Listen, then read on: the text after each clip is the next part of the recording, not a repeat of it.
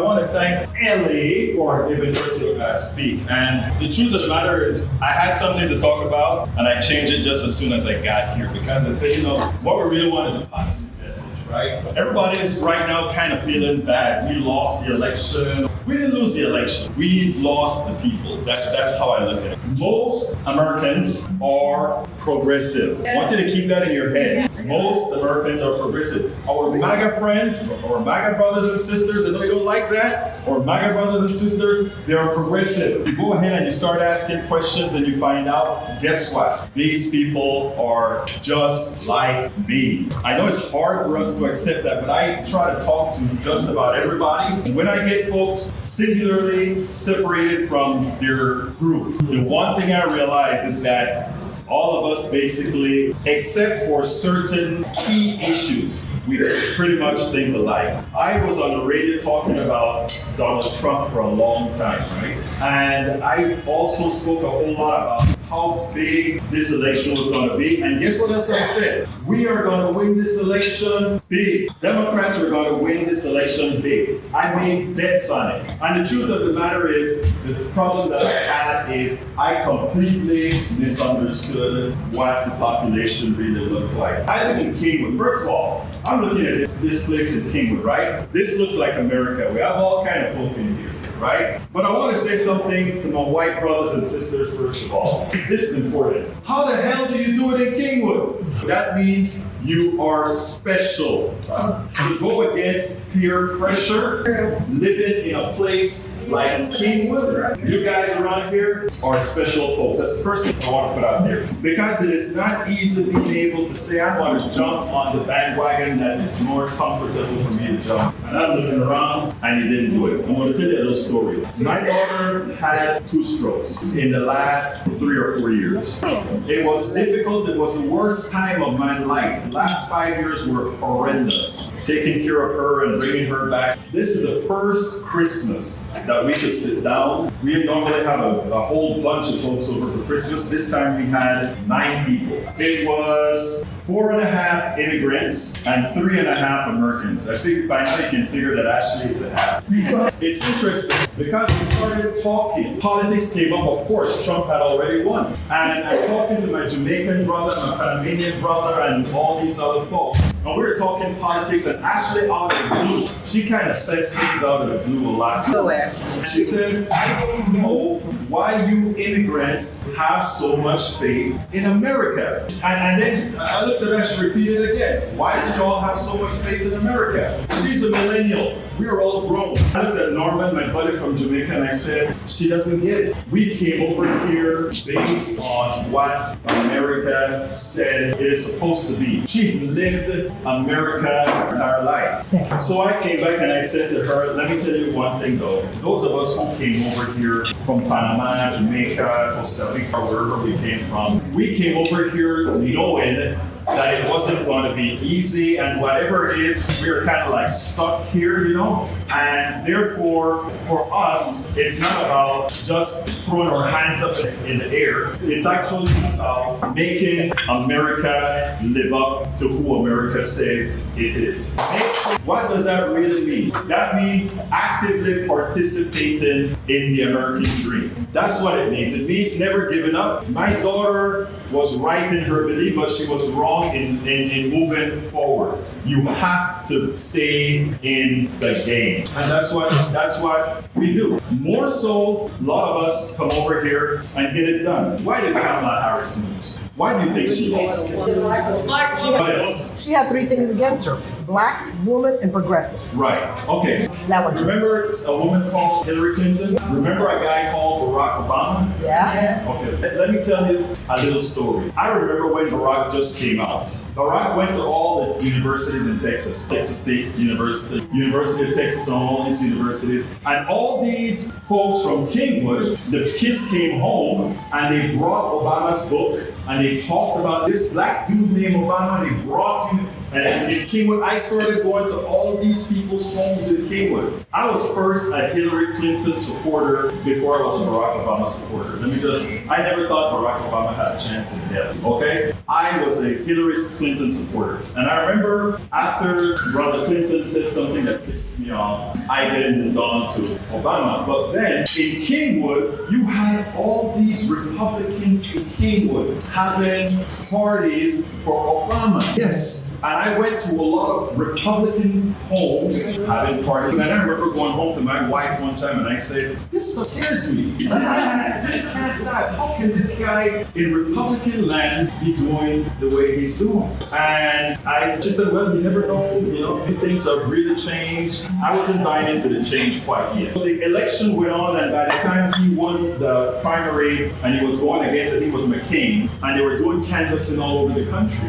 And I remember, I still didn't think, even though I was supporting him, I didn't think, well, he's going to win against this guy. They were canvassing in Pennsylvania, and they walked up to this home in Pennsylvania, and they asked the woman who was at the door, who are you voting for? Okay? The woman turned around to her husband. Women, don't look at me. I didn't think that. But the woman turned around to her husband and said, honey, who are we voting for? Exactly. And the guy said, let them know we're voting for the end guy. I want y'all to digest that. And because I'm bringing that forward. So Barack Obama goes ahead and he wins the election. I want you to remember everything that occurs at the transition between Republicanism and Democratic transition, between Bush, Obama, between Trump, and the next one. It's always seemed like the Democrat elected when they have to clean up something, right? But anyway, it turns out that that's what he said, Obama won the election. Hillary comes, let's be clear here, Hillary still won the election. It's a crazy thing about the Electoral College, all of you know that why she didn't win, etc. But she won by 3 million votes. Here comes Kamala. Kamala is running after Biden, and Kamala gets the third most votes ever gotten in American history, and still lost the election by 1.5 points. What was the difference between Obama, Kamala, and yes? 19 million people did vote. That is correct. But there's another thing about the economy. Remember what it was supposed to be. Remember that stuff on the price of eggs? Oh, yeah. The price of eggs. That did her in, right? Did that do Kamala in? That's what everybody said. The price of eggs. Because nobody wanted to confront the truth about why she lost. She lost because, one, she's a woman. Two, because she's black and Asian. And three, because she's a progressive. The reason I brought those three up, if the economy was bad, there's a better chance that Kamala would have won. Think about that. They made it the economy that was the issue, but if the economy was bad, this guy said, I will vote for the end because of my personal economy. Nobody had to worry about their personal economy. They knew the truth. But what the news tell us all of the times is that, well, it was the economy, because nobody wants to tell the truth. So let's compress. And this is the part that I really want to get to. Right now that we have Donald Trump in power, Donald Trump understands America better than anybody else. Okay? Because what Donald Trump understands is this. What is the three letters that everybody's talking about? DEI. DEI. Why do you think he's using DEI? Racism. But the thing about it is, it's not, he's using DEI not for the racists. He's using DEI for those people that are scared. Right. Okay? DEI is not for the racists. DEI is for the scared folks. When times get hard, everybody looking for the boogeyman. And if I am the one losing the job, I want to find that boogeyman. And the boogeyman can be the Mexican, the black man, the boogeyman can be anything. So what it's trying to do is put white people in fear.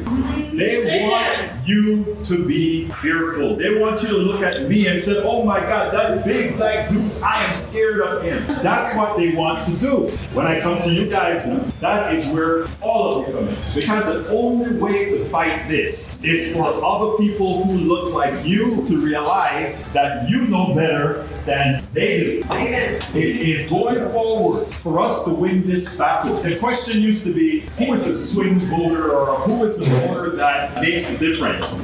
I'm gonna tell you something, white women, the real swing voter is you guys, okay? And by the way, let me just tell you first of all, if for everybody listening, I think one of the stupidest things on the planet is race, but we live in a racialized society. So I got to get and talk about that stupid issue. That is the most silly subject to talk about. But that said, I think it's important for us going forward. And this is specifically to white women and also white guys. The only way we're going to get this country back is the sensible folk go out there and talk to people who have your interests, people who you can talk to. If I go into certain spaces, I can't say certain things in certain spaces, but you can. You can, and you may think all these people are crazy, but remember peer pressure. Peer pressure works. Peer pressure works. And Donald Trump, what he's doing right now is not affecting. Look, Latinos. I'm a black Latino. Latinos and all the other folks, Jamaicans, Caribbeans, all these folks. You know what's the secret about it? These folks know about pain. They can pain. But most Americans don't live in that frame. Okay? So what it's important for folks to do is to realize that what Trump is doing right now is going to affect MAGA more than anybody else. Yeah. Because all of you guys in here are much more well off, every single one of you, than the average MAGA. Yep. All of you. And the fact of the matter is, when his stuff starts to hurt them, that is the door for all. That is the door that we have to wait for. You can't be there to say, I told you so. You have to be there giving them a place to land. And that place to land is what's going to make the difference. A lot of people are worried about, is the country over? Hey, there's the Red Scare. I didn't live the Red Scare. Too young for the Red Scare. Yeah, but the Red Scare, I can imagine how those people felt. The feelings are the way we feel now. So bottom line, and I'm going to close, and it goes as follows. The country is still in our hands. It's just temporarily ceded to those who got lucky. I'm serious as a heart attack. We've simply ceded the country temporarily, but we are the ones on the right side of history. We are the ones that are moral. We are the ones who care about people. We are the ones who care about humanity. And don't let anybody take that away from us. And don't feel bad about that. Feel encouraged about that. And with that, muchísimas gracias. Yeah. We spend a lot of time deconstructing the news, trying to parse it into a form that everybody can understand. We try to find those little nitpicks where it flies above the fray, etc. If you really like these videos that we do, I want to ask a big favor. Please go ahead, number one, subscribe to our channel, and number two, please join if you can. Thank you so kindly for watching. Keep watching. Please remember to share. We must populate the entire internet with our progressive message, a message that we know is what most Americans say that they want. So help us, please join.